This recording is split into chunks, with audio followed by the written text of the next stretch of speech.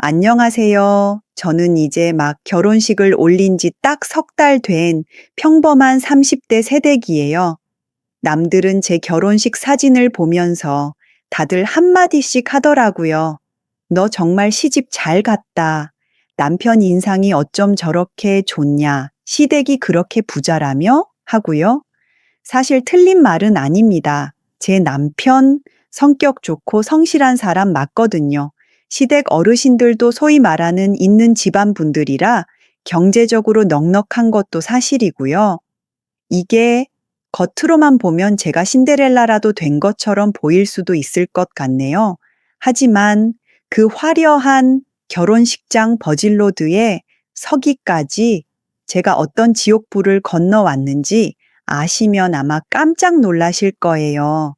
세상에 결혼을 축복해줘야 할 가족이 오히려 제발 이 결혼 망하라고 고사를 지낸다면 믿으시겠어요? 그것도 그냥 가족이 아니라 저를 20년 넘게 키워준 어머니라는 사람이 말이죠. 초등학교 때 친엄마가 돌아가시고 친아빠가 재혼하시면서 저는 새엄마와 함께 살게 되었어요. 새엄마는 남들이 보기엔 참 우아하고 교양 있는 분이었죠. 동네 사람들 앞에서는 우리 딸 하면서 어찌나 살갑게 구는지 다들 저더러 복 받았다고 그랬으니까요.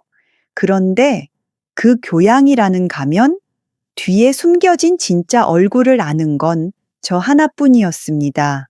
새엄마는 정말 이상하리만큼 제가 잘 되는 꼴을 보기 힘들어하는 사람이었어요. 제가 대학에 합격했을 때도 좋은 직장에 들어갔을 때도 그분 눈빛은 항상 싸늘하게 식어 있었죠. 마치 감히 네 가짓개라고 말하는 것처럼요. 그런데 제가 그것도 꽤나 잘 사는 집안의 번듯한 남자와 결혼을 하겠다고 나섰으니 어땠겠어요. 속이 뒤집히셨겠죠. 배가 아파서 잠도 안 오셨을 거예요. 그래도 저는 설마 했습니다. 아무리 미워도 자식 앞길 막는 부모는 없을 거라고 믿고 싶었거든요. 적어도 아빠 체면을 봐서라도 상견례 자리에서만큼은 조용히 넘어갈 줄 알았어요. 하지만 그건 저만의 착각이었더라고요. 양가 어른들이 모여 덕담을 주고받아야 할 그 신성한 자리에서 새엄마는 기어이 폭탄을 터뜨렸습니다. 사부인, 근데 제가 양심상 꼭 드려야 할 말씀이 있어요. 우리 애가 사실은 그 순간 저는 눈을 질끈 감았습니다. 모든 게 끝났다고 생각했죠. 그런데 말이에요. 신은 정말 저를 버리지 않았더라고요. 그 절체절명의 순간 상상조차 하지 못했던 일이 벌어졌습니다. 그날 그 자리에서 무너져 내린 건 제가 아니라 바로 새엄마였어요. 도대체 그날 상견례장에서는 무슨 일이 있었던 걸까요? 그리고 새엄마는 왜 제 결혼을 그토록 막고 싶어 했었던 걸까요? 그날의 통쾌했던 이야기하기 전에 제 시계바늘을 뒤로 많이 돌려봐야 할 것 같아요. 그래야 제가 왜 그토록 이 결혼에 목숨을 걸었는지, 왜 그날 상견례장에서 있었던 일 때문에 제가 사람답게 살 수 있었는지 알게 되실 테니까요. 제 기억 속 첫 번째 어머니, 그러니까 낳아주신 친정엄마는 밥 짓는 냄새가 참 좋은 분이셨어요. 아빠는 작은 중소기업을 다니셨고, 저희는 18평짜리 작은 빌라에 살았지만 웃음이 끊이질 않았죠. 저녁이면 보글보글 끓는 된장찌개 냄새가 온 집안을 채웠고, 저는 엄마 무릎을 베고 누워 아빠가 퇴근하기만을 기다리곤 했거든요. 하지만 그 행복은 너무 짧았습니다. 제가 초등학교 4학년 때 엄마는 교통사고로 허망하게 제 곁을 떠나셨거든요. 어린 나이에 상주 완장을 차고 멍하니 영정사진을 바라보던 기억이 지금도 생생해요. 엄마를 떠나보낸 후 아빠는 매일 술로 밤을 지새우셨고 집안 꼴은 말이 아니었죠. 그렇게 2년쯤 지났을까요? 아빠가 저에게 조심스럽게 재혼 이야기를 꺼내시더라고요. 수진아, 너한테도 이제 엄마가 필요하지 않겠니? 하시면서요. 그때 처음 만난 분이 바로 지금의 새엄마였습니다. 첫인상은 솔직히 말해서 천사 그 자체였어요. 뽀얀 피부에 나긋나긋한 목소리, 게다가 올 때마다 제 옷이며 머리핀을 잔뜩 사들고 오셨거든요. 아이고, 우리 예쁜 딸, 그동안 엄마 없이 얼마나 힘들었니?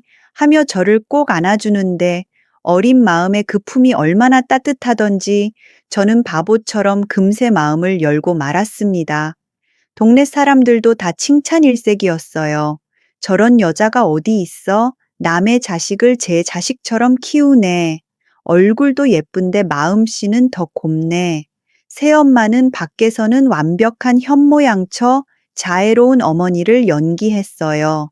하지만 그 모든 게 철저히 계산된 연극이었다는 걸 깨닫는 데는 그리 오랜 시간이 걸리지 않았습니다. 현관문이 닫히고 아빠가 출근하는 순간 새엄마의 눈빛은 180도 돌변하곤 했거든요. 처음에는 아주 교묘했어요. 밥상에 올라오는 반찬부터 달라지더라고요. 아빠가 있을 땐 고기 반찬을 제 숟가락 위에 올려주며 우리 수진이 많이 먹어라 라고 하시다가도 아빠가 없는 점심에는 며칠 지난 딱딱한 밥이나 컵라면 하나를 툭 던져주곤 하셨죠. 냉장고에 있는 거 대충 꺼내 먹어. 내가 너 밥 차려주러 온 식모인 줄 아니? 그 차가운 말투에 저는 체할 것 같아 밥을 남기곤 했는데 그러면 저녁에 아빠한테 쪼르르 달려가 이르시더라고요. 여보, 애가 반찬 투정이 너무 심해요. 제가 정성껏 차려줘도 입에도 안 되네요. 그럼 아빠는 새엄마 말만 듣고 저를 혼내셨고, 저는 억울해서 눈물만 뚝뚝 흘려야 했습니다. 그때마다 새엄마 입가에 스치던 그 묘한 미소를 저는 잊을 수가 없네요. 하지만 가장 결정적인 사건, 제 가슴에 평생 지워지지 않을 대못을 박은 사건은 제가 중학교 2학년 15살 되던 해에 벌어졌습니다. 그날은 아빠가 회사에서 꽤 높은 직급으로 승진을 하셔서 집에서 집들이 겸 축하 파티를 크게 여는 날이었어요. 아빠 회사 동료분들과 새엄마의 지인들까지 좋기 20명은 넘는 손님들이 모여 있었죠. 보통 그런 날이면 출장 뷔페를 부르거나 도우미 아주머니를 쓰잖아요. 그런데 새엄마는 정성이 중요하다며 직접 음식을 하겠다고 고집을 피우시더라고요. 아빠는 당신 힘들어서 어떻게라며 감동하셨지만 실제로 그 정성을 준비해야 하는 건 새엄마가 아니라 바로 저였어요. 제가 학교에서 돌아와 현관문을 열자마자 새엄마는 제게 앞치마를 던지셨어요. 너 오늘 방에 들어갈 생각 하지 마라. 손님들 오시면 음식 나르고 설거지 바로바로 해. 접시 쌓이면 보기 흉하니까. 그때부터 저는 부엌 구석에 처박혀서 끝도 없이 밀려드는 접시를 닦아야 했으버요. 고무장갑도 없이 맨손으로 기름때 묻은 접시를 닦는데 찬물에 손이 퉁퉁 불어서 감각도 없어지더라고요. 하지만 제 상황과 반대로 거실에서는 웃음소리가 끊이질 않았습니다. 음식 솜씨가 정말 좋으시네요. 딸 교육도 잘 시키셨다면서요? 하는 칭찬들이 들려왔죠. 저는 배가 고파서 꼬르륵 소리가 나는데 누구 하나 제게 밥은 먹었냐며 묻는 사람이 없었습니다. 밤 10시가 넘어서야 손님들이 하나둘 돌아가기 시작했죠. 저는 산더미처럼 쌓인 설거지를 겨우 끝내고 허리를 두드리며 젖은 손을 닦으며 거실로 나갔어요. 그때 마침 새엄마의 가장 친한 친구분이 저를 보고 말을 거시더라고요. 어머, 얘가 딸이야? 아이고, 하루 종일 코빼기도 안 보이더니 이제 나오네. 공부하느라 바빴나 봐? 그 아주머니는 좋게 말씀해 주신 거였죠? 그런데 그 순간 과일을 깎던 새엄마가 표정 하나 안 바뀌고 싸늘하게 대꾸하시더군요. 공부는 무슨, 제가 머리가 좀 나빠요. 학교 성적은 바닥인데 이상하게 집안일은 곧잘 하더라고요. 그래서 오늘 주방 일 좀 시켰어요.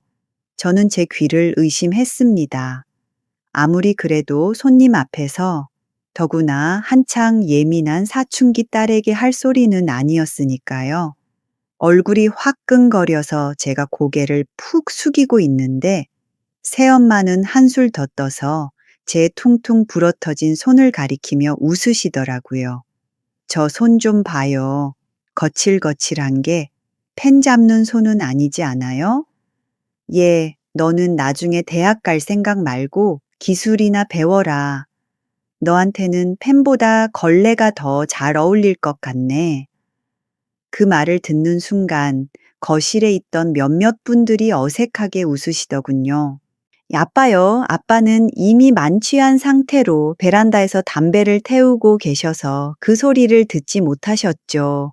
설령 들었다 한들 농담이 좀 과하네 하고 넘기셨겠죠. 아빠에게 새엄마는 완벽한 아내였으니까요. 저는 그 자리에 더 서 있을 수 없어 방으로 도망치듯 뛰어 들어가 방문을 잠그고 이불을 뒤집어 쓴 채 소리 죽여 울었습니다. 제 빨갛게 튼 손등 위로 눈물이 뚝뚝 떨어지는데 그날따라 돌아가신 친엄마가 사무치게 보고 싶었어요. 우리 엄마가 살아계셨다면 한여처럼 부려먹히고 이런 모욕을 당하는 일은 없었을 텐데 말이에요. 그날 밤 저는 결심했습니다. 두고 봐라. 내가 당신 말대로 걸레나 빨면서 살 줄 알아? 보란 듯이 성공해서 이 집구석 탈출할 거야. 그날 이후 저는 그 도끼 하나로 버텼습니다. 하지만 새엄마의 괴롭힘은 집안일 시키는 걸로 끝나지 않았어요. 중학교 3학년 여름방학 사건이 터졌습니다. 새엄마는 자신의 금반지가 없어졌다며 저를 도둑으로 머는 것이었죠. 저는 결백했지만 새엄마는 제 가방에서 미리 숨겨둔 반지를 꺼내 보이며 도둑년이라며 뺨을 때렸습니다. 그리고 다음 날 새엄마는 학교로 찾아가 담임 선생님 앞에서 펑펑 울며 연기를 했습니다. 우리 애가 손버릇이 나빠서 도저히 학교에 못 보내겠습니다. 다른 애들 물건에 손대기 전에 자퇴시키겠습니다. 저는 울면서 아니라고 매달렸고 선생님조차도 너무 과한 처사라며 자퇴까지 할 사안은 아니라고 다시 생각해 보라고 말했지만 새엄마는 제 손을 강제로 잡고 자퇴서에 도장을 찍게 만들었어요. 그렇게 저는 도둑이라는 누명을 쓰고 친구들이 고등학교 교복을 맞출 때 쫓겨나듯 학교를 그만둬야 했습니다. 그때부터 저는 낮에는 식당에서 설거지 알바를 하고 밤에는 코피를 쏟아가며 검정고시를 준비했으버요. 두고 봐. 내가 중졸이라고 무시 못하게 보란 듯이 성공할 거야. 저는 그 오기 하나로 버티며 악착같이 공부한 끝에 고졸 검정고시를 거쳐 명문대에 합격했죠. 명문대에 합격한 이후에도 저는 쉬지 않고 공부했어요. 남들이 대학 생활 낭만이다, 미팅이다 하며 놀러 다닐 때도 저는 도서관에 틀어박혀서 김밥 한 줄로 끼니를 때웠거든요. 왜냐고요? 하루라도 빨리 그 집구석을 탈출하려면 빨리 성공하는 수밖에 없었기 때문이었죠. 그 덕분에 원하던 대기업에 입사했고 좁지만 제 명의로 된 오피스텔 전세도 하나 얻어서 꿈에 그리던 독립을 했어요. 그때 짐 싸서 집에서 나오던 날 기억이 아직도 생생해요. 아빠는 자주 오라며 눈시울을 붉히시는데 새엄마는 소파에 비스듬히 누워서 TV를 보며 어유, 이제 좀 집이 넓어지겠네 하고 비꼬더라고요. 정말 마지막까지 정기라고는 눈꼽만큼도 없는 사람이었죠. 그렇게 회사 일에만 파묻혀 살다가 만난 사람이 바로 지금의 남편 진우 씨예요. 거래처 미팅 자리에서 처음 만났는데 사람이 참 맑더라고요. 저처럼 눈치 보고 악착같이 구는 사람하고는 결이 다른 사람이었죠.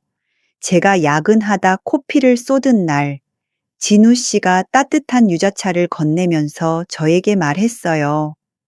수진 씨, 왜 그렇게 본인을 벼랑 끝으로 몰아세워요? 이제 좀 쉬어가면서 해도 돼요. 제가 옆에 있어 줄게요. 그 말을 듣는데 저도 모르게 왈칵 눈물이 쏟아졌어요. 태어나서 처음으로 쉬어도 된다는 말을 들어봤거든요. 혹시 이 사람이라면 내 지긋지긋한 불행을 끝내게 해주지 않을까? 저는 처음으로 그런 희망을 품게 됐죠. 그렇게 저희는 2년 연애 끝에 결혼을 약속하게 됐습니다. 문제는 시댁이 생각보다 너무 잘 사는 집안이라는 거였어요. 진우 씨네 부모님은 강남에서 꽤 크게 임대업을 하시는 분들이었거든요. 그래서 집안 차이가 너무 나서 결혼을 반대하시면 어쩌지 싶었는데 부모님은 저를 굉장히 아껴주셨어요. 부모 없이 혼자 힘으로 그렇게 컸다니 대견하다. 우리 진우가 사람 보는 눈이 있네 하시면서요. 이제 내 인생에도 꽃길이 깔리는구나 싶은 느낌이 들었어요. 하지만 그 소식을 전해 들은 새엄마의 반응은 제 예상과는 전혀 딴판이었습니다. 결혼 허락을 받으러 오랜만에 본가에 내려갔던 날이었어요. 새엄마는 진우 씨가 사온 한우 세트며 과일 바구니를 보더니 눈빛이 번들거리기 시작하더라고요. 아빠는 우리 딸이 이렇게 좋은 짝을 어떻게 만났냐며 좋아하시는데 새엄마는 진우 씨한테 이것저것 꼬치꼬치 캐묻기 시작했죠. 그래, 집은 어디라고 했지? 자가는 있고 부모님은 뭐 하시는 분들이라고 했나? 진우 씨가 솔직하게 대답할 때마다 새엄마 눈동자가 계산기처럼 팽팽 돌아가는 게 제 눈에는 훤히 보였어요. 아, 저 사람이 또 무슨 꿍꿍이가 있구나. 등골이 서늘해지더라고요. 아니나 다를까 진우 씨를 먼저 내보내고 제가 가방을 챙겨 일어나려는데 새엄마가 제 팔을 낚아채듯 잡더라고요. 수진이 너 잠깐 앉아봐라. 할 얘기가 있다. 그러더니 다짜고짜 한숨을 푹 쉬면서 눈물을 글썽이는 척 연기를 시작하는 게 아니겠어요. 사실은 네 아빠가 요즘 많이 힘들다. 사업이 어려워서 사채까지 썼는데 이자가 감당이 안 돼. 저는 기가 막혀서 물었죠. 아빠 월급 꼬박꼬박 나오는데 은행 대출도 아니고 사채를 썼다고요? 야, 너는 세상 물정을 몰라도 너무 몰라. 가장 노릇하는 게 쉬운 줄 아니? 당장 다음 달에 집이 경매로 넘어갈 판인데 너는 모른 척하고 부잣집 아들 만나서 혼자 희희낙낙 시집을 가겠다는 거니? 그때 알았어야 했어요. 그게 다 새빨간 거짓말이라는 걸요. 하지만 그때는 아빠가 힘들다는 말에 마음이 약해질 수밖에 없었죠. 제가 물었어요. 그래서 얼마가 필요한데요? 새엄마는 기다렸다는 듯이 제 눈을 똑바로 쳐다보며 말하더군요. 5천만 원, 딱 5천만 원만 해와. 너 그동안 악착같이 모은 돈 있을 거 아니냐. 그거 내놓고 가. 5천만 원이라니요. 그건 제가 5년 동안 먹고 싶은 거 안 먹고 입고 싶은 거 안 입어가며 모은 제 결혼 자금의 전부였거든요. 저는 펄쩍 뛰면서 안 된다고 했어요. 그 돈은 제 결혼 자금이에요. 그 돈 없으면 저 시집 못 가요. 그랬더니 새엄마 표정이 순식간에 악귀처럼 변해버렸어요. 방금 전까지 눈물 흘리던 사람은 온데간데 가고 싸늘하게 비웃으며 이렇게 쏘아붙이는 겁니다. 너 그 남자네 집에서 네가 이렇게 매정한 년인 거 아니. 20년 키워준 부모가 길바닥에 나앉게 생겼는데 지 혼자 잘 살겠다고 돈 싸들고 시집 가는 거 시댁 어르신들이 알면 참 좋아하시겠다? 뭐라고요? 선택해. 조용히 5천 내놓고 축복받으면서 결혼할래? 아니면 내가 지금 당장 그 잘난 시댁 찾아가서 다 뒤집어 엎어버릴까? 내 딸이 사실은 부모 고열 빨아먹는 불효녀다 하고 떠들면 그 대단하신 강남 사모님이 널 며느리로 받아줄 것 같니? 저는 손발이 덜덜 떨리고 식은땀이 나기 시작했어요. 이 사람은 진짜로 그럴 사람이니까요. 제 결혼이 깨지는 것도 무서웠지만 진우 씨가 저 때문에 상처받는 게 더 싫었습니다. 그리고 무엇보다 늙으신 아빠가 길거리에 나앉는다는 말이 계속 귓가에 맴돌았고요. 결국 저는 바보 같은 선택을 하고 말았습니다. 알았어요. 드릴게요. 대신 다시는 돈 얘기 꺼내지 마세요. 그리고 제 결혼식장엔 아빠만 보내세요. 저는 피눈물을 머금고 제 청춘을 갈아 넣어 모은 5천만 원을 고스란히 새엄마 통장으로 이체해 줬습니다. 통장 장호가 0원이 된 걸 보는데 허무해서 다리에 힘이 풀려 주저앉고 말았어요. 하지만 늑대에게 고기를 던져준다고 해서 늑대가 물러가던가요? 아니죠. 고기 맛을 본 늑대는 더 큰 고기를 원하게 되어 있잖아요. 제가 그 피 같은 돈을 보낸 게 제 인생 최대의 실수였다는 걸 깨닫는 데는 그리 오랜 시간이 걸리지 않았어요. 결혼 준비가 한창이던 어느 날 새엄맥에서 또다시 전화가 걸려왔거든요. 이번에는 아예 대놓고 뻔뻔하게 요구하더라고요. 예, 생각해보니까 5천만으로는 이자 갚기도 빠듯하더라. 너네 시댁 부자라며. 예단비 넉넉하게 받을 거 아니니? 그거 나한테 좀 가져와야겠다. 진짜 이런 인간이 사람이 맞나 싶었어요. 어떻게 이렇게까지 할 수 있나 싶어서 소리를 질렀죠. 더는 못 줘요. 절대 안 돼요. 하고 전화를 그대로 끊어버렸어요. 그랬더니 며칠 뒤에 정말 상상도 못할 일이 벌어졌습니다. 퇴근하고 집에 왔는데 현관문이 열려 있는 게 아니겠어요?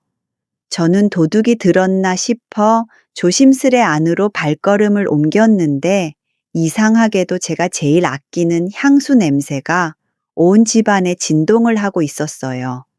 향수 유리병이 산산조각이 났는지 바닥이 흥건했고 그 독한 향기 사이로 비릿한 소의 냄새 같은 게 섞여 나더라고요. 거실 풍경은 정말 말로 다 할 수가 없었어요. 마치 태풍이 휩쓸고 지나간 것처럼 서랍이란 서랍은 다 열려 있고 옷가지들은 바닥에 널브러져서 발 디딜 틈조차 없었거든요. 그 난장판 한가운데 새엄마가 제 소파에 앉아 유유히 발톱을 깎고 계시더군요. 너무 놀라서 심장이 입 밖으로 튀어나올 것 같은데 새엄마는 저를 힐끗 보더니 아무렇지 않게 한마디 던지시더라고요. 일찍도 다니네. 전화는 왜 안 받아?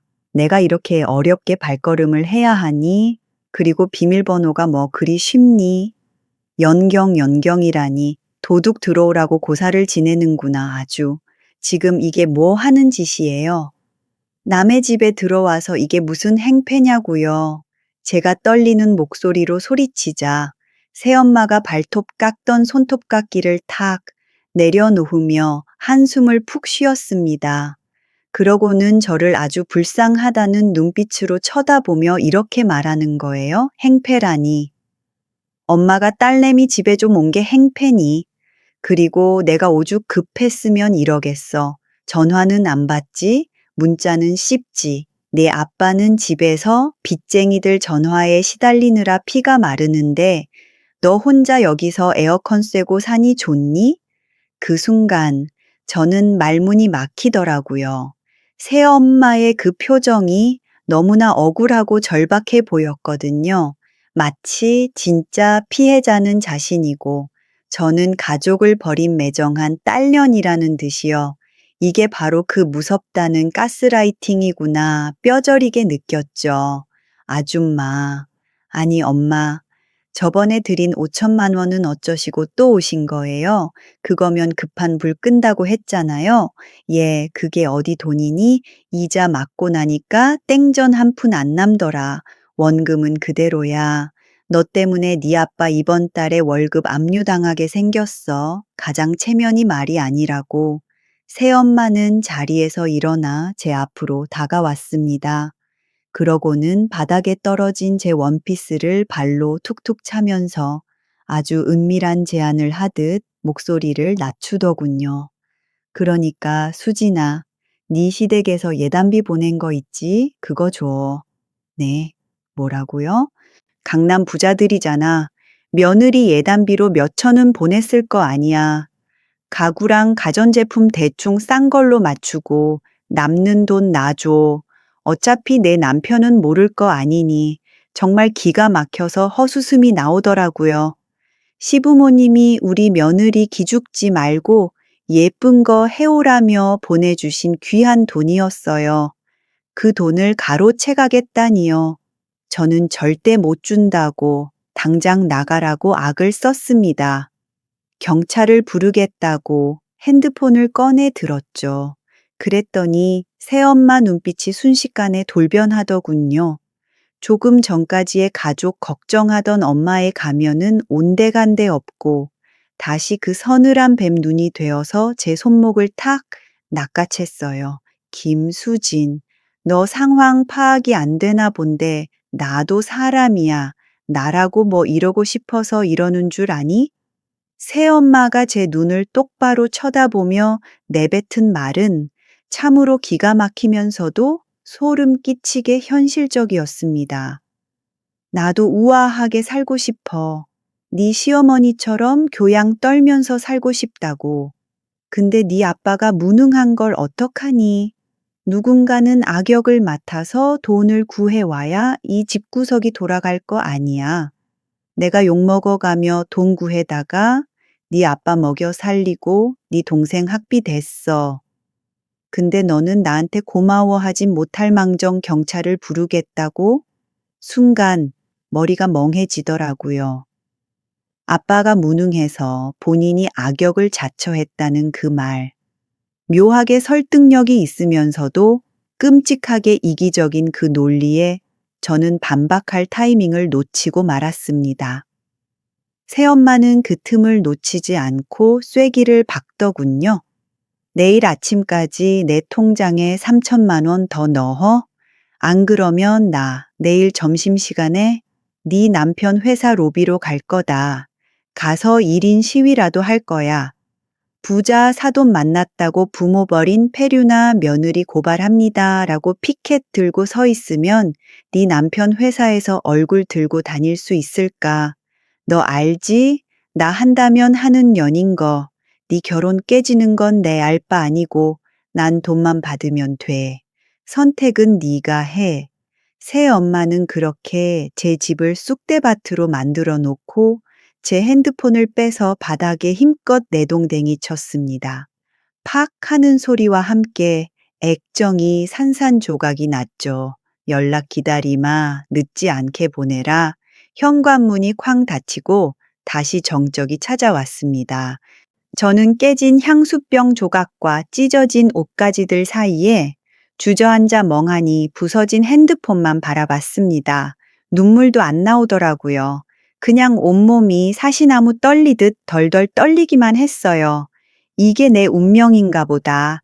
나는 평생 저 거머리 같은 사람한테 피를 빨려야 할 팔자인가 보다. 결혼이고 뭐고 다 포기하고 싶다는 생각이 들었습니다.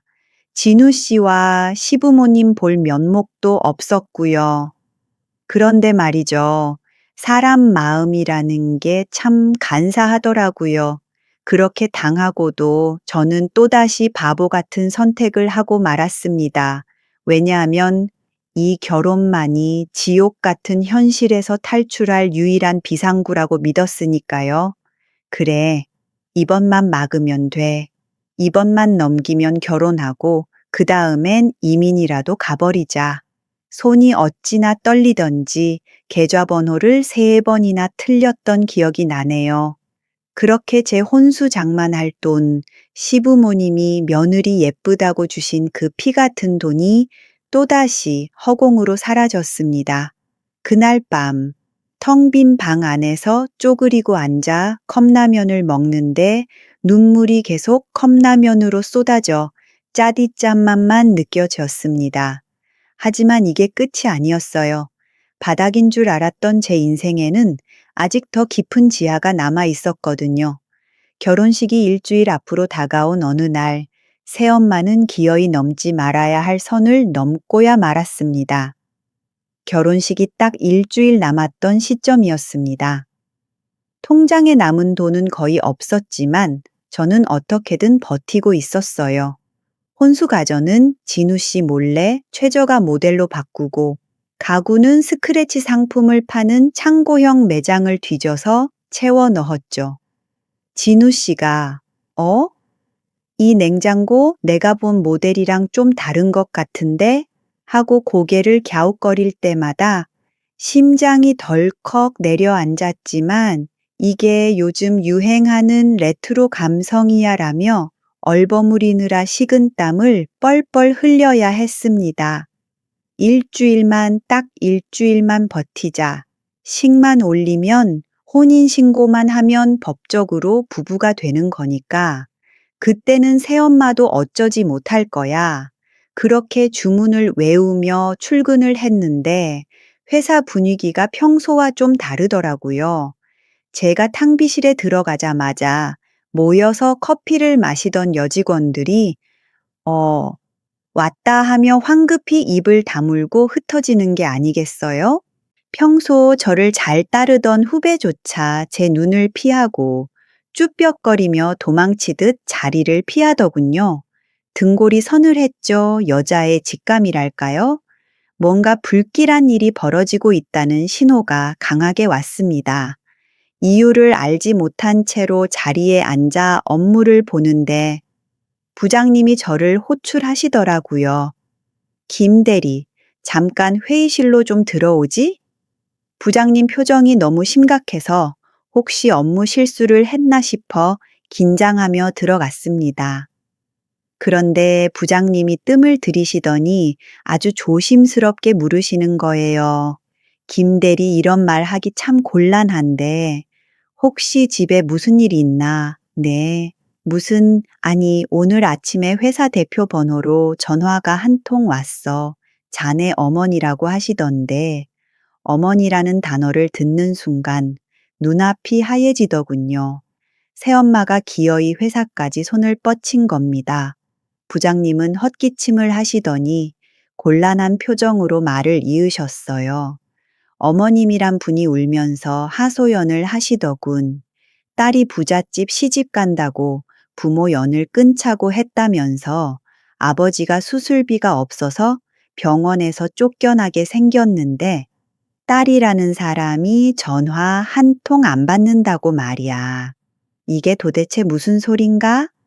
심장이 터질 것 같았습니다. 수술비라니요. 아빠는 건강검진에서도 멀쩡하셨는데 이제는 목숨까지 거들먹거리며 또 거짓말을 지어낸 거죠. 하지만 아무것도 모르는 남들 눈에는 제가 천하의 불효녀로 보일 게 뻔했습니다. 제가 아니라고 오해라고 손사래를 쳤지만 부장님 눈빛은 이미 차가웠습니다. 김대리 개인사는 내가 관여할 바 아니지만 우리 회사 이미지도 있잖아. 결혼 앞두고 구설수 오르는 거 보기 안 좋아. 눈치껏 알아서 정리하도록 해. 그렇게 이야기를 마치고 회의실을 나오는데 다리가 후들거려서 걸을 수가 없더라고요. 자리로 돌아가니 동료들의 수군거림이 귀에 꽂히는 것 같았습니다. 독하다. 어떻게 부모를 버리냐. 시집 잘 간다고 유세 떨더니 인성이 별로네. 제가 5년간 밤새워 일하며 쌓아 올린 평판과 신뢰가 새엄마의 전화 한 통에 와르르 무너져 내린 거였죠. 저는 화장실 가장 안쪽 칸에 숨어서 새엄마에게 전화를 걸었습니다. 신호가 가자마자 새엄마가 받더군요. 아주 상쾌한 목소리로요. 어머, 우리 딸, 이제야 전화를 받네? 부장님이 말씀 잘 전해주셨나 봐. 당신 진짜 미쳤어. 회사에 전화해서 뭐 하는 짓이야.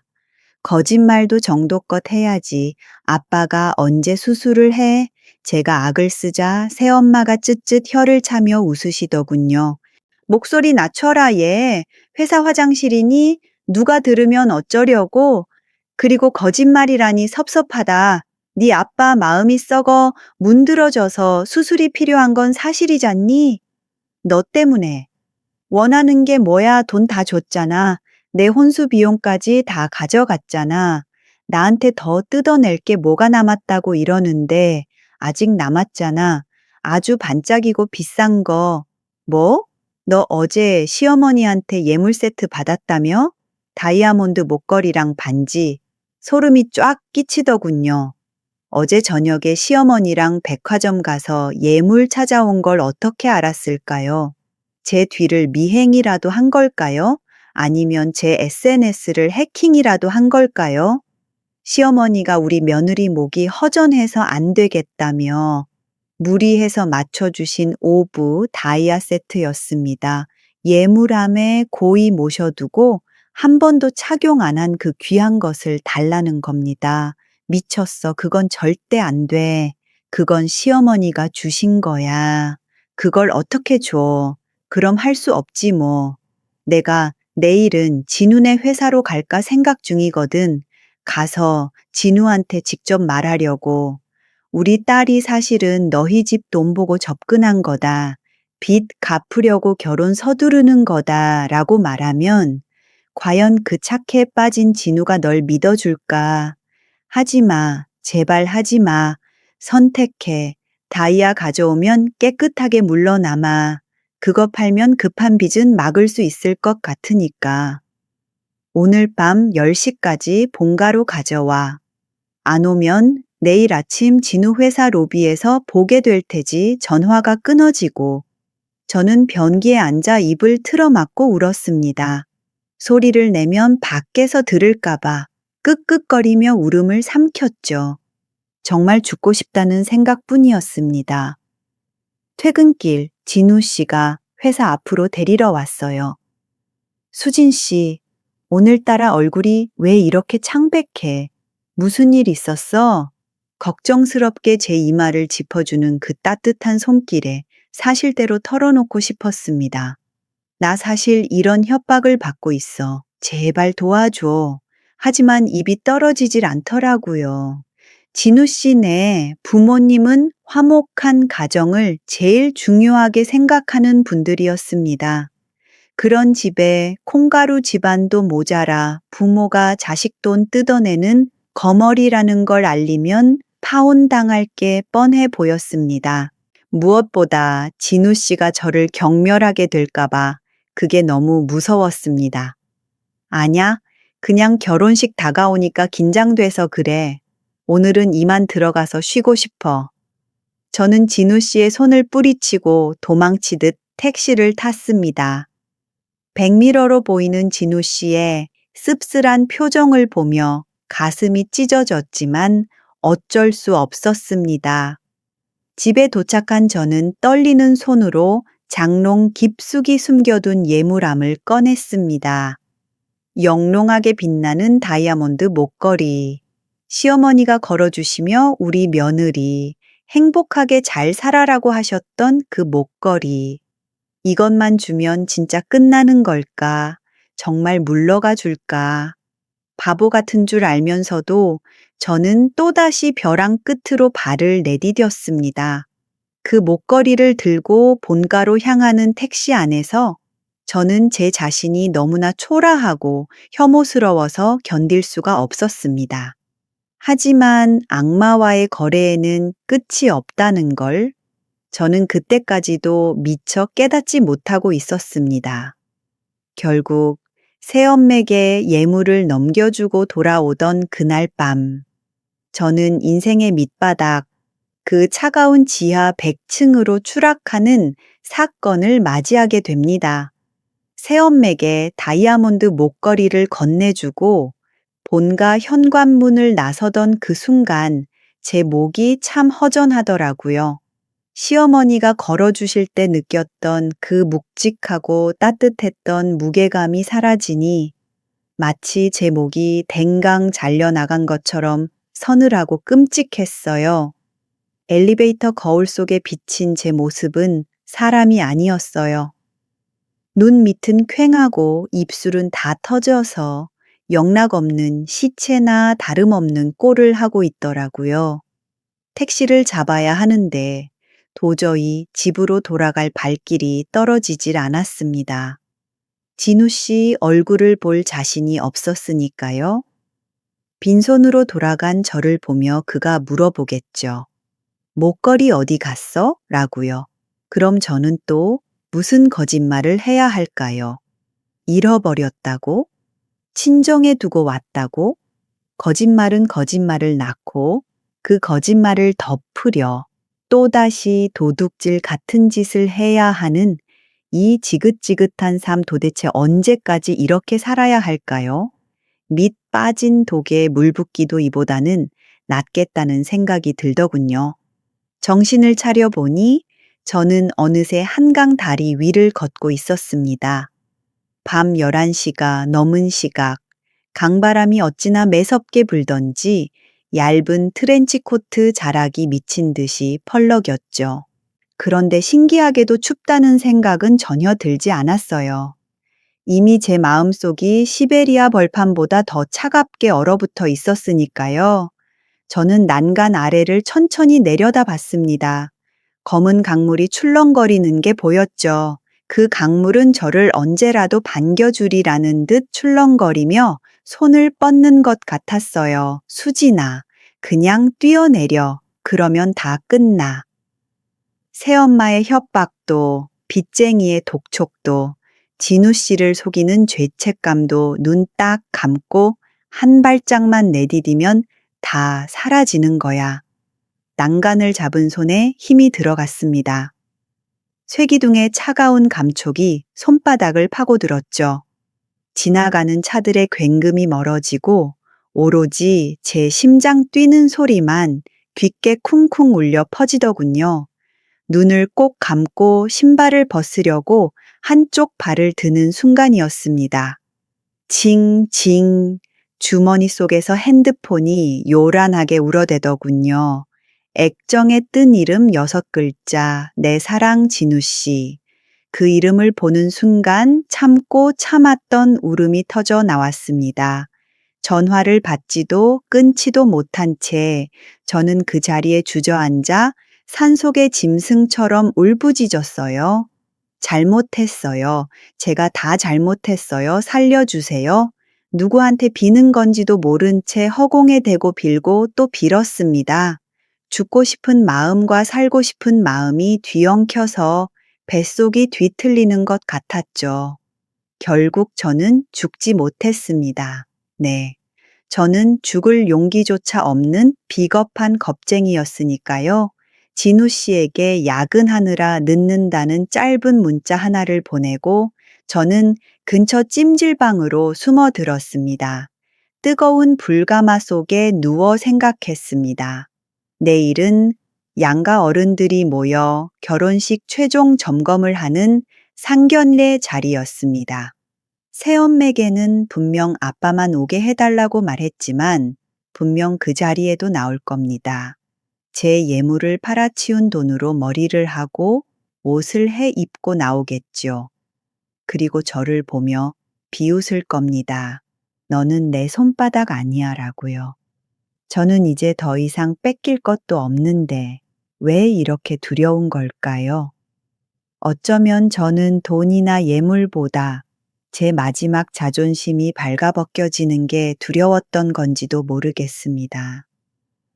중학교 중퇴, 부모 등골 빼먹는 불효녀, 새엄마가 쥐고 있는 제 과거라는 약점이 내일 그 자리에서 터진다면 저는 정말 사회적으로 매장당하겠죠. 새벽녘 뜬 눈으로 밤을 지새우고 찜질방을 나왔습니다. 집으로 돌아가 퉁퉁 부은 눈을 화장으로 가리고 가장 단정한 원피스를 꺼내 입었습니다. 마치 사형장에 끌려가는 죄수처럼 말이죠. 그리고 거울 속에 저에게 말했어요. 김수진, 딱 하루만 더 버티자. 오늘만 넘기면 진짜 끝낼 수 있을지도 몰라. 하지만 그게 희망인지 절망인지는 저도 알 수 없었습니다. 약속 장소는 강남의 유명한 한정식집이었어요. 도착해보니 시부모님과 진우 씨는 이미 와 계시더군요. 수진아, 여기야. 몸은 좀 괜찮아. 어제 걱정했잖아. 아무것도 모르고 해맑게 손을 흔드는 진우 씨를 보는데 가슴이 턱 막혀서 숨을 쉴 수가 없었습니다. 미안해, 진우 씨. 오늘이 우리가 웃으며 보는 마지막 날일지도 몰라. 그리고 잠시 후 룸 문이 열렸고 새엄마와 아빠의 얼굴이 보였어요. 아빠는 죄인처럼 고개를 푹 숙인 채 들어오셨고 그 뒤로 새엄마가 들어오는데 순간 저는 제 눈을 의심했습니다. 새엄마의 목에 익숙한 반짝임이 보였거든요. 네, 맞습니다. 제가 어제 눈물을 머금고 건네줬던 그 5부 다이아몬드 목걸이, 그걸 팔아서 빚을 갚기는커녕 버젓이 자기 목에 걸고 나온 거였어요. 심지어 시어머니 보란 듯이 가장 잘 보이도록 옷 위로 꺼내놓고서 말이죠. 새엄마는 저와 눈이 마주치자 입꼬리를 살짝 올리며 눈 인사를 하더군요. 어때? 나한테 더 잘 어울리지 않니? 라고 말하는 듯한 그 표정. 이젠 분노라는 감정은 없고 허탈함만 느껴졌어요. 아, 이 사람은 말이 통하는 사람이 아니구나. 내가 살점을 떼어주고 뼈를 깎아줘도 만족하지 않을 괴물이다 싶었어요. 아빠와 새엄마가 자리에 앉자마자 시어머니가 새엄마의 목걸이를 빤히 쳐다보시더라고요. 당연하죠. 본인이 며느리 주려고 며칠을 고민해서 고른 디자인인데 그걸 사도니 하고 나왔으니까요. 그때 시어머니의 눈썹이 꿈틀했고 분위기가 싸늘하게 가라앉기 시작했죠. 하지만 새엄마는 아랑곳하지 않고 메뉴판을 덮으며 첫마디를 던졌습니다.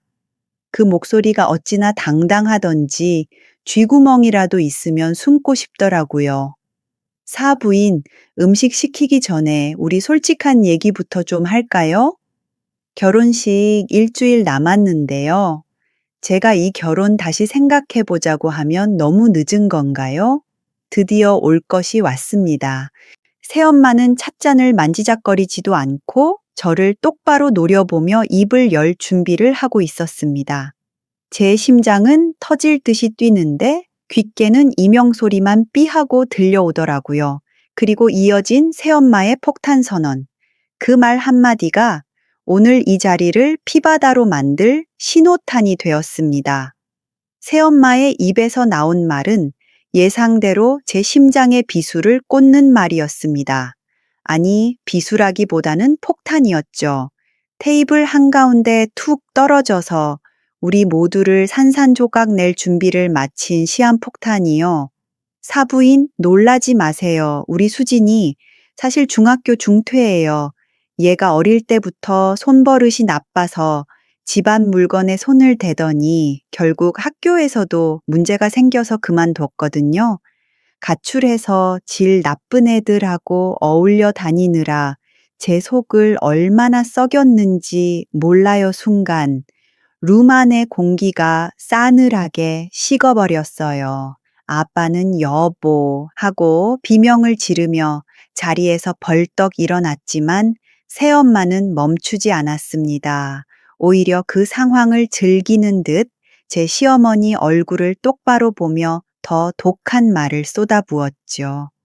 부잣집 며느리로 들어간다니까 제가 양심이 찔려서 도저히 입을 닫고 있을 수가 없네요.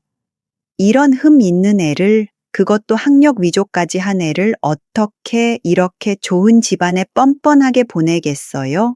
이 결혼 없던 걸로 하시죠. 저는 고개를 들 수 없었습니다.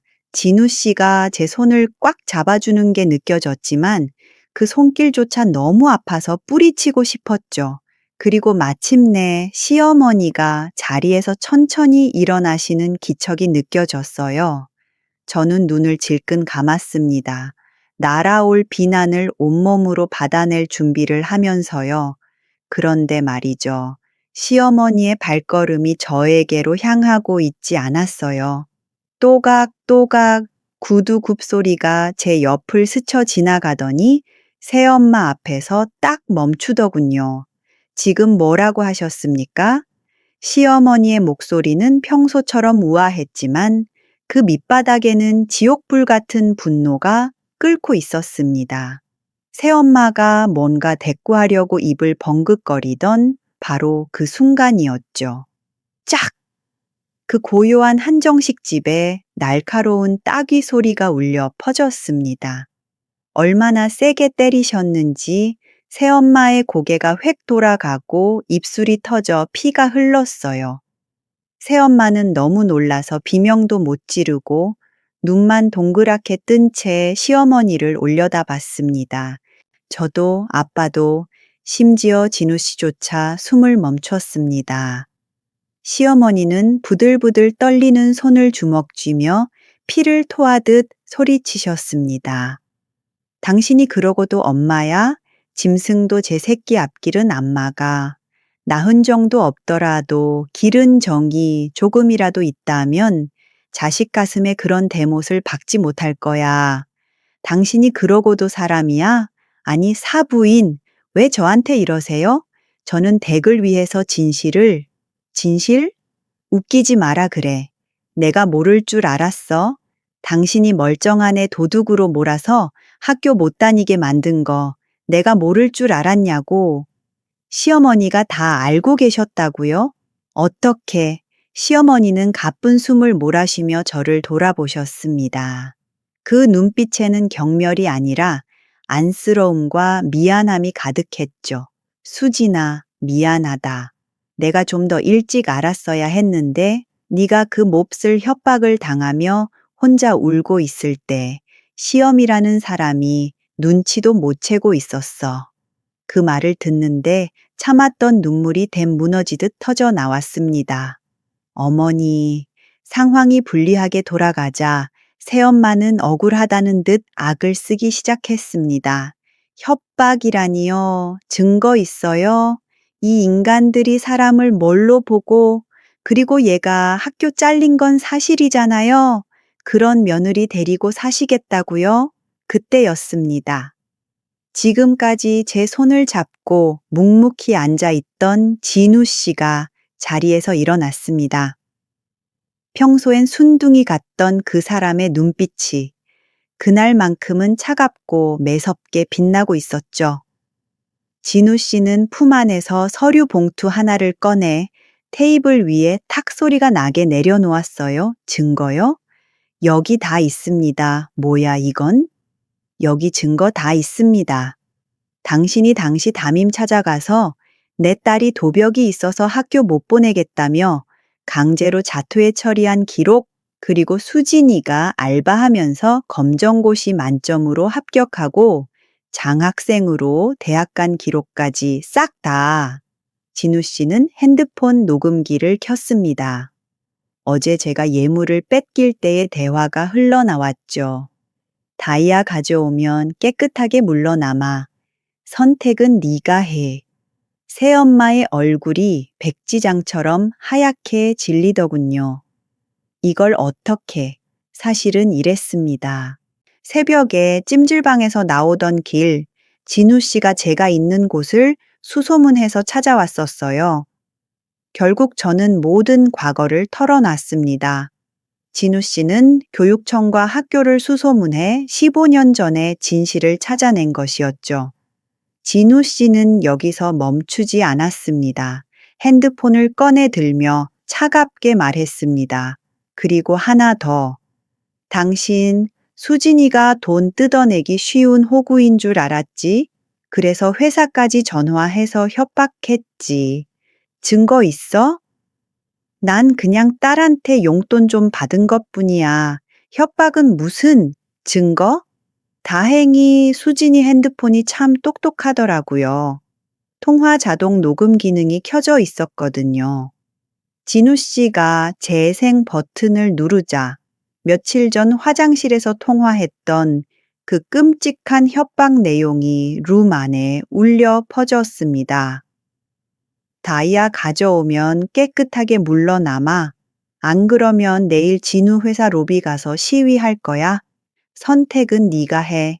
빼도 박도 못하는 본인의 목소리에 새엄마의 얼굴이 백지장처럼 하얗게 질렸습니다. 시어머니가 싸늘하게 웃으며 쐐기를 박으셨습니다. 새엄마는 당황해서 횡설수설하기 시작했습니다. 아니, 이거 다 오해예요. 사부인, 이게 아니고요. 그래, 목걸이. 이거 수진이가 저한테 선물로 준 거예요. 제가 달라고 한 게 아니라 선물? 시어머니가 싸늘하게 비웃으며 새엄마의 목을 가리키셨습니다. 선물? 내 며느리 협박해서 뺏어간 작물을 당당하게 목에 걸고 상견례를 나와? 간이 배 밖으로 나왔구나. 인연이 줬다니까요. 그 순간 닫혀있던 룸 문이 벌컥 열리고 경찰들이 들이닥쳤습니다. 진우 씨가 미리 신고해둔 것이었죠. 김미숙 씨 특수 협박 및 공갈, 그리고 절도 혐의로 긴급 체포합니다. 새엄마가 사색이 되어 뒷걸음질 쳤지만 이미 늦었죠. 형사님이 새엄마의 팔을 꺾고 수갑을 채우는 데는 3초도 걸리지 않았습니다. 차가운 금소금이 들리는 순간 제 인생을 20년 동안 짓눌러 왔던 거대한 바위가 산산이 부서져 내리는 느낌이었습니다. 이거 놔. 내가 뭘 잘못했는데 내 딸한테 돈 좀 받은 게 죄야? 야, 김수진, 너 가만히 다 있을 거야? 내가 감방 가면 네 아빠는 어떡하고 너 천벌 받을 거야. 새엄마는 끌려나가는 순간까지 저주를 퍼부었습니다. 하지만 저는 더 이상 떨지 않았습니다. 오히려 똑바로 서서 발악하는 그 여자의 눈을 마주 보며 또박또박 말해줬습니다. 눈물 범벅이 된 얼굴로, 하지만 제 인생에서 가장 당당한 목소리로요.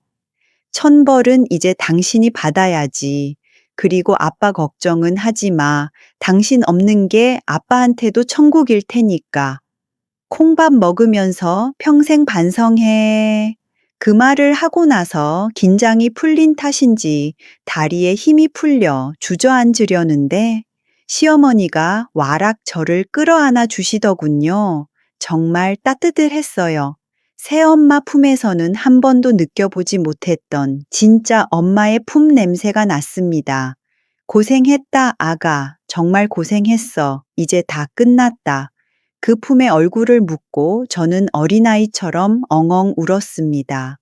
상견례장은 엉망진창이 되었고 음식은 다 식어버렸지만 그날 먹은 눈물 젖은 찬물 한 모금이 제 평생 마신 어떤 보약보다 달게 느껴졌습니다. 하지만 악역이 사라졌다고 해서 모든 상처가 씻은 듯이 낫는 건 아니더라고요. 태풍이 지나간 자리엔 폐허가 남듯이 저에게도 정리해야 할 잔해들이 남아 있었습니다. 감옥에 간 새엄마, 그리고 홀로 남겨진 아빠, 그리고 무엇보다 너무나 큰 빚을 져버린 시댁과의 관계까지요. 새엄마가 경찰체 실려가던 그날 밤, 저는 진우 씨의 손을 잡고 경찰서에서 조서를 꾸몄습니다. 유치장에 갇혀서도 저를 보며 키워준 은혜도 모르는 년이라며 고래고래 소리를 지르는 새엄마를 보는데 신기하게도 더 이상 무섭지가 않더라고요. 오히려 참 불쌍해 보였습니다. 평생 남을 갉아먹으며 살아온 저 여자의 인생이 얼마나 초라한지 철창 안에 갇히고 나서야 비로소 보였으니까요. 결국 새엄마는 특수 협박과 공갈, 상습 도박 혐의로 구속 기소되었고 지금은 차가운 감방에서 재판을 기다리고 있습니다.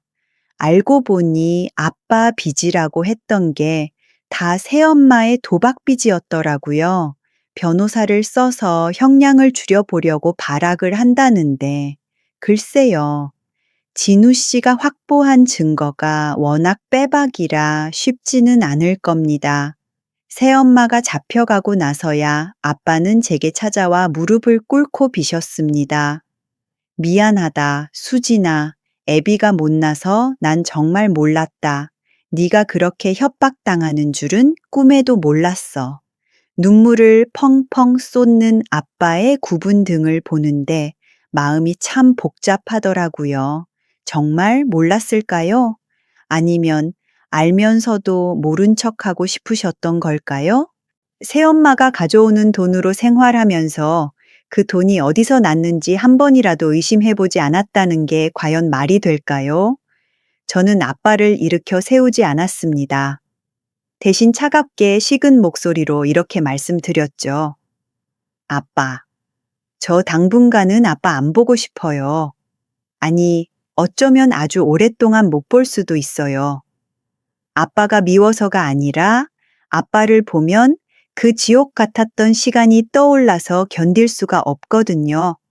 아빠는 아무 말 없이 고개만 끄덕이셨고 그렇게 쓸쓸히 돌아가셨어요. 그 뒷모습이 너무나 작아 보여서 가슴이 아렸지만 저는 제 선택을 후회하지 않아요. 억지로 용서하고 화해하는 척하는 건 또 다른 지옥을 만드는 일이니까요. 지금은 저 자신을 돌보는 게 우선이라고 생각했거든요. 그리고 또 하나 남은 숙제, 바로 시댁과의 관계였습니다. 시어머니는 저를 따뜻하게 안아주셨지만 그렇다고 현실적인 문제까지 덮어두시는 분은 아니셨습니다. 이게 오히려 저는 더 좋더라고요. 결혼식이 끝나고 며칠 뒤 시어머니가 저를 부르시더군요. 아가, 새엄마한테 뺏긴 돈 8천만 원이라고 했지? 네, 어머니. 정말 죄송해요. 제가 평생 일해서 다시 모아서 3천만 원은 갚을게요. 시어머니는 찻잔을 내려놓으며 단호하게 말씀하셨습니다. 그래, 갚아라. 우리 집이 넉넉하다고 해서 그 돈을 그냥 없는 셈 칠 수는 없다. 그건 네가 약해서 뺏긴 돈이고 네 인생의 수업료야. 네가 직접 갚아야 네 자존심도 서는 법이다. 대신 이자는 받지 않겠다고 원금만 천천히 갚으라고 하셨습니다. 그래서 저는 지금도 열심히 회사를 다니며 매달 월급의 절반을 시어머니께 보내드리고 있습니다.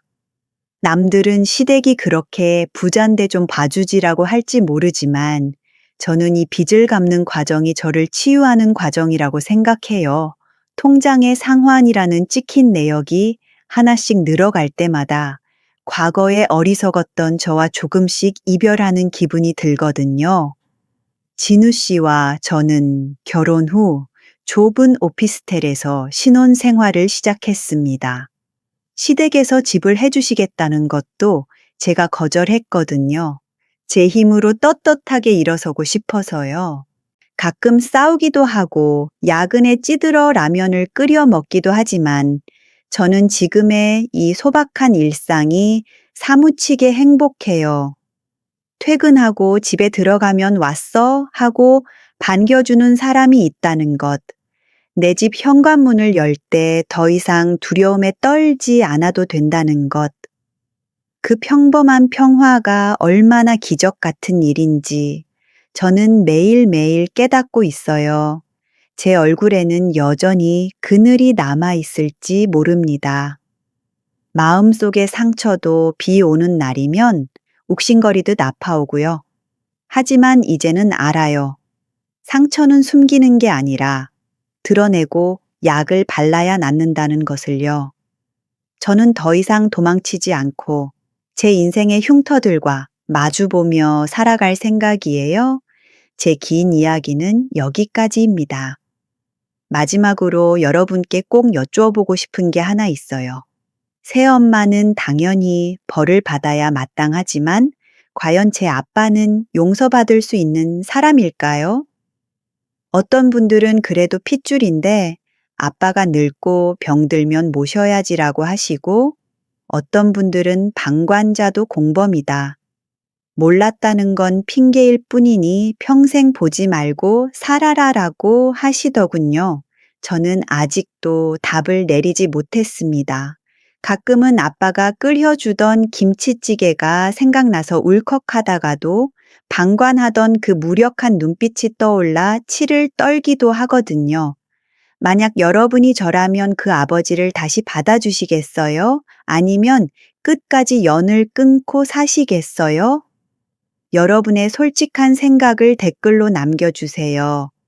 여러분의 한마디가 제가 앞으로 나아가는데 큰 힘이 혹은 지표가 될 것 같습니다. 지금까지 험난했던 제 이야기를 들어주신 모든 분들께 진심으로 감사드립니다. 어디선가 저처럼 가족이라는 이름의 가시 때문에 울고 계신 분이 있다면 부디 용기를 내시길 바래요. 감사합니다.